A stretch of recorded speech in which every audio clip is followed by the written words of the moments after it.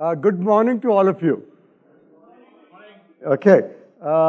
Today's theme is real people, real stories, real success. And so clearly, some of you would be wondering what is this all about. So I want to share with you the thinking which went behind coming up with this theme. But for that, let's look at what has been our traditional approach in our business.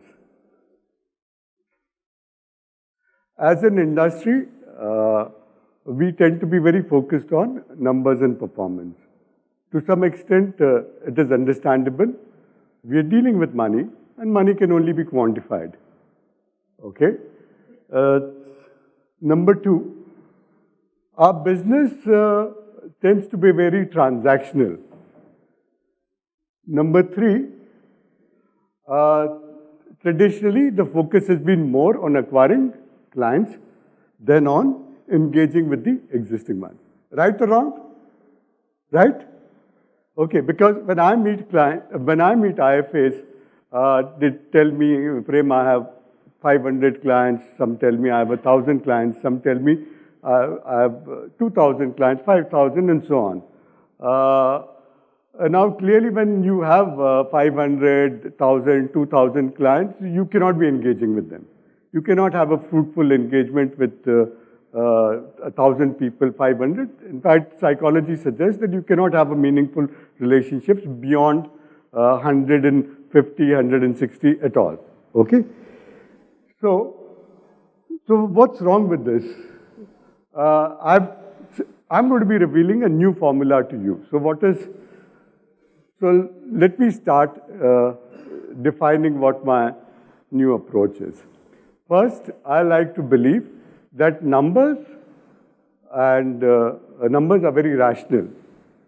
Okay? And when you are appealing to logic, it perhaps may not be optimal. Why? Knowing something does not necessarily convert into action. Right? All of us know that we shouldn't be smoking, but many in this hall do smoke. All of us know that junk food is bad for us, and I'm sure all of us indulge in it. Right or wrong? So knowledge by itself does not trigger off action. Okay? Because numbers are abstract and emotions are real. Okay? The picture on the left, very abstract, doesn't make any sense to you. The picture on the right, you will remember it even at the end of the day. Prem had shown a picture of Shah Rukh Khan in an emotional moment with Jaya Bhaduri, right? And you would remember it, whether you've seen the movie or not. Okay? In fact, psychology suggests that so-called rational this thing is only contributes to 15% of our decision making. So what we see on the surface is just 15%, and what is actually far more powerful is what we can't see, which is emotions, anxieties, fear, and aspirations. And so let's look at what are the consumer insights when they buy a mutual fund. It's counter to human nature, buying a mutual fund. Why? You are asking people to postpone gratification for an uncertain outcome. You are asking people that today you start an SIP of 5,000 at the cost of certain expenses, certain luxuries at home. Right or wrong? What is the outcome? Are you certain of it? Can you give it to me in writing? Can any one of us actually guarantee anything, any outcome to people? We can't. Okay? So we are asking people to postpone gratification. None of us like to do it. We are thirsty. We want to reach out for a water immediately. We want to eat something. We are hungry. We want to eat something. We don't want to delay gratification ever. We are sleepy, we want to catch up on sleep. Okay? So when you're asking people to invest in mutual funds, one of the things is that you're asking people to postpone gratification for an outcome which is not certain. The second thing is that when people buy products, when you buy products such as, let's say, a dress, you want to buy a mobile phone, you want to buy a pen, you want to buy a fancy car, anything that you can think of. You want to go out for a meal. It's normally a very pleasurable exercise, right or wrong? We want to go out, buy ourselves a nice dress. We imagine ourselves looking good in it. We imagine ourselves getting compliments from our colleagues and friends. When we buy a car, we enjoy the experience of buying the car. It makes us feel, more powerful. It makes us feel that we've arrived, or whatever be your motivations. It makes us feel good, right or wrong? Right? Okay. When we are buying, and all of us feel competent to buy our own mobile phone, buy our own car, we may take inputs. So for buying a mobile phone, I may take tips from my daughter, but I still enjoy the feeling of buying a mobile phone. Okay, she may help guide me. Similarly, for buying a car, you may seek some casual advice from your friends, relatives, your brother-in-law, whatever. But we finally feel very empowered in taking the decision. We feel very empowered. We don't postpone buying a car because we can't make up our mind about which car to buy. We rarely do. We normally are very clear about which car we want to buy on which. So buying anything else in life is very easy. So you may say that this is a BFSI problem. Actually, it's not. Even in bank deposits, you don't have a problem. You may not be happy with the returns that you're getting in your fixed deposit, but you go and deposit bank money in the bank and it's then done with. You may scout for the better rate for a fixed deposit or for a savings checking account, but once you've done it, it's done with. It doesn't make you feel inadequate. It doesn't immobilize you. Whereas choosing a mutual fund makes you feel inadequate. Forget about the people who are outside this room, meaning common people who don't make a living out of mutual funds, such as the audience in this room. How many of us really feel 100% confident that we know how to select a mutual fund? Forget about the people outside this room. All of you making a living, including me, somewhere through the ecosystem of mutual funds, how many of us really know what we're talking about? I spent 25 years in the mutual fund industry, outside it, but on the fringes of the mutual fund industry. And even today, when my office colleagues ask me for which fund to buy, I'm actually flummoxed. I really don't know what to tell them. Okay? Check it out with your friends who are MBAs, chartered accountants. So being qualified, being even financially literate has nothing to do with the ability to choose mutual funds. Ponder over this point. And finally, this is when you buy mutual funds, there is no sensory or emotional payoff. You invest in a mutual fund, the payment is done online, you get an account statement online, and you're done with it, right? Is it something that you can hold, feel good about? I buy a ticket to go to a movie on a Sunday. I do it on a Wednesday. I'm looking forward to seeing the new Hrithik Roshan movie, Shah Rukh Khan movie, whatever. Okay? I buy a new shirt and I'm looking forward to wearing it on Diwali. I bought my favorite pastries last night and I'm looking forward to going home and indulging in them, right? But does mutual fund give you the same degree of pleasure? Even imagining that in your bank account you have, let's say, X amount of money gives you a great deal of security and comfort, which is not the same thing you feel when you've invested in mutual funds. So 3 points.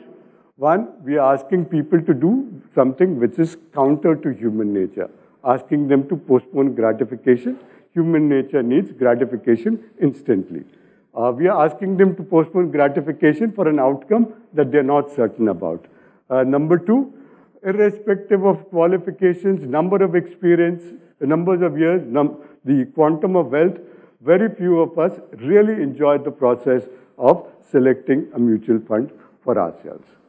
Okay? Definitely not your consumers. Okay? And the second they do it, they start feeling whether they've made the correct decision or not.